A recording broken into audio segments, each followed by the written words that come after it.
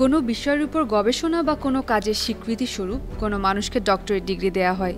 তবে কোনো প্রাণীকে ডক্টরেট ডিগ্রি দেওয়ার কথা কি শুনেছেন? হ্যাঁ, যুক্তরাষ্ট্রের ভারমন্ট অঙ্গরাজ্যের একটি বিশ্ববিদ্যালয় থেকে সম্মানসূচক ডক্টরেট ডিগ্রি দেয়া হয়েছে একটি প্রাণীকে।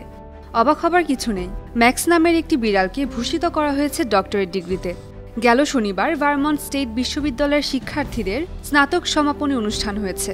এই অনুষ্ঠান সামনে রেখে ম্যাক্স নামের ওই বিড়ালটিকেও সম্মানসূচক ডক্টরেট ডিগ্রি দেয়া হয়।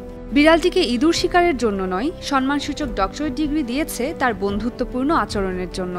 ম্যাক্স অবশ্য শিক্ষার্থীদের স্নাতক সমাপনী অনুষ্ঠানে অংশ নেয়নি। ম্যাক্সের ডিগ্রির সনদ তার মালিকের কাছে পৌঁছে দেওয়া হবে। ভারমন্ট স্টেট ইউনিভার্সিটির ক্যাসেলটন ক্যাম্পাস এক ফেসবুক পোস্টে বলেছে, ম্যাক্স বছরের পর বছর ধরে ক্যাসেলটন পরিবারের একজন স্নেহময় সদস্য। ক্যাম্পাসের প্রবেশদ্বারের রাস্তার পাশে একটি পরিবার এই বিড়ালটির মালিক।